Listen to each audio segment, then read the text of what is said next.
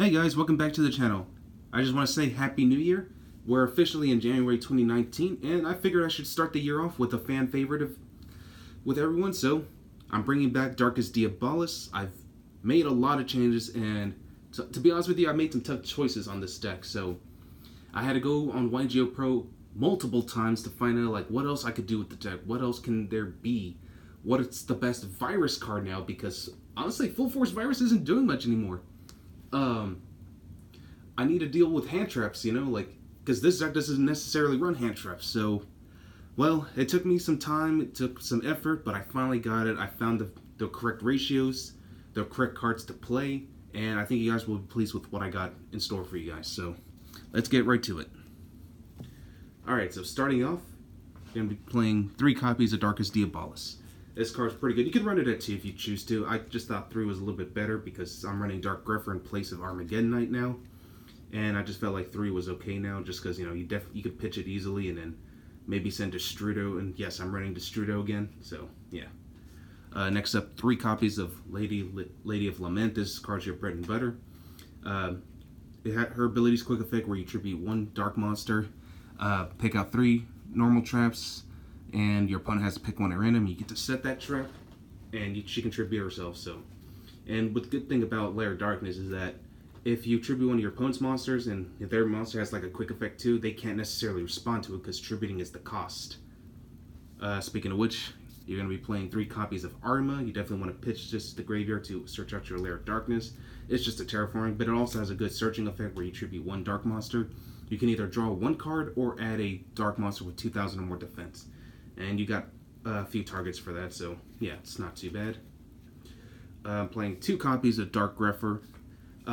So back then I used to not like Dark Grepher at all because, you have to discard to summon and then discard again to send another monster, but I realize now that it's actually pretty good because, like, it combos solo with Destrudo a lot better, and it can also bring out Darkest Diabolos a little quicker too, because as long as Darkest Diabolos is in your hand or in your grave, as long as you tribute a dark monster at any given point, one that you control, you can special summon it. So Dark Grepher is actually a little bit better than Armageddon Knight now, in my opinion, so yeah. Next up, playing 2 copies of Jurigato. This card's a free summon during either player's damage step, and if you special summon it this way, you can, this card from your hand, you gain 1,000 life points. And then it also has a quick effect where you contribute this card, target 1 face-up monster you control. It gains 1,000 attack points until the end of the next turn. So Jurigato is definitely a must. It's just an honest, basically. And it's also a free summon just to, to replenish your life points, because, again, Destrudo is going to be a thing again in this deck, so that's why I decided to run it. Playing 1 tour guide of the Underworld, of course, standard. Searches out, you can special summon Lilith or Skarm from your deck and get into a free rank 3 play, or a link play as well.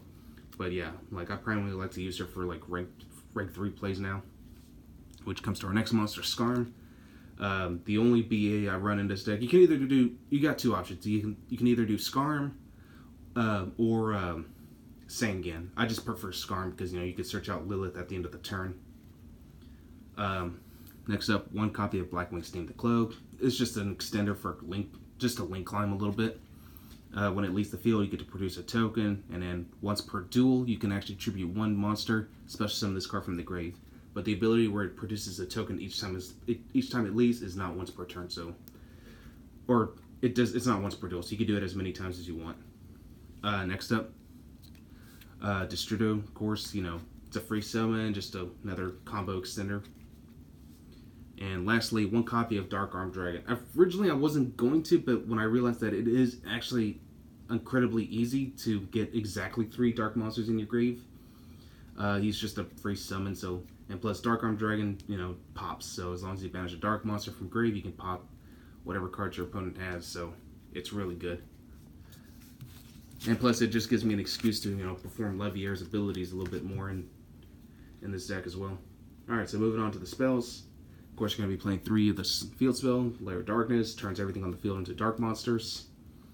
It's a good way to get around cards like Goes and Match, which generally Goes and Match doesn't do anything to this deck anyway because my deck is all dark. So yeah, like the fact that you turn everything into dark, and plus you get to also tribute your opponent's monsters is an understatement. Of course, you got 2 terraformings, you know, just to get Lair of Darkness out faster. I'm only playing 2 copies of Lure of Darkness, though, just because, like, I already have another card that does drop power a little bit better. But it's somewhat risky, but the reason I prefer the other card over than Lure of Darkness is, like, Lure of Darkness is more of a gamble. Since I run more spells and traps in this deck than I do monsters, you could end up losing your entire hand, so I never really like to gamble with Lure of Darkness too much. Next up, Monster Gate. You know, it's just reasoning, but only better. You just tribute a monster, excavate your deck until you find a monster that can be normal summoned. So yeah, it's just a good way to, you know, mill out your deck faster. 1 Foolish Burial, 1 Monster Reborn, and since this deck is primarily built to go first because, you know, you want to get yourself set up with as much back row as you possibly can, I felt like Soul Charge was actually a great decision. I didn't want to at first also, but then when I tested it out on YGO Pro, especially when I go first, and, you know, it just really helps you out. Because the whole point of this deck is just to pick apart your opponent's field, set them up with a bunch of traps, you know, just basically bleed out their hands and their decks. It's just one of those cards that really help you out. And then once, you know, your opponent can't really do anything, you back them up into a corner, you can OTK him next turn. So Soul Charge really does not hinder you whatsoever. And that's pretty much it for the spells. So let's go and move on to the traps. So the trap decisions I decided to go with are these. I'm playing 3 copies of Reckless Greed. This card is insanely broken. In fact, I managed to pull off all 3 of them in one turn on multiple occasions. So here's how it works. You just drop 2 cards, but you have to skip your next 2 draw phases. But the cool thing about this card is that if you activate all 3 in one turn, you get to draw 6 cards and still only skip 2 draw phases. So it's not that's 2 draw phases doesn't stack up. So you can literally, like, play all 3 and only have to worry about just skipping 2 draw phases, and that's it. So that's why I decided to go with this card. This card is crazy good in this deck. It's a normal trap. It's searchable through Lilith, and usually, like, the way I like to play it is, like, if, you know, unless I'm forced to play it during my opponent's turn, I'll play it, but I usually wait till my next draw phase, and then on the standby phase, I activate all 3 of them. But yeah, like, you get to basically have, like, more than 6 cards, and of course you'll have more chances to, you know, set up your back row, set up your field, and just, like, yeah, your opponent's going to have a hard time getting around that kind of board. And Reckless Greed is just one of those cards that really enable that. Next up, playing 3 copies of Back to the Front, just a little bit more, you know, revival options. 2 Mind Crush for any search heavy deck. But the card I like to use it, well, to combo off with is 2 copies of Deck Devastation Virus. I feel like this one's better. It destroys hand traps. And you also get to look at your opponent's entire hand, so you can work around whatever strategies they have. And lastly, 1 Eradicator, which is really strong against Sky Striker, really powerful against Ultrageist, because, you know, you want to call trap cards. And against Ultrageist, this is actually a pretty good matchup against Ultrageist, especially what I have on the side, but we'll get to that momentarily. Alright, so moving on to the extra deck, and I'll go through it a little quicker. Got 1 Saryujo for more draw power, Topologic Bomber Dragon, Borreload, Power Kotalker, which is busted because, you know, tributes and doubles his attack points, and you get to negate. Got the Nightmare Engine, 1 Wee Witches, and of course our good buddy Link Spider. Got plenty of tokens to generate, so it's one of the great things about this deck. 1 Leviair the Sea Dragon, Granosaurus, you know, for time rules. Down-Earned Magician does piercing damage, and she can be summoned through with a rank 3 or below monster. Heretic Sun Dragon, number 38. And for Awakening the Dragon target, which I do run on the side, is Ultimate Falcon. So, I mean, come on, everyone saw that one coming. And then for the side, you got 3 Econs, or you can go with Ballista Squad. I just prefer Econ a little bit more.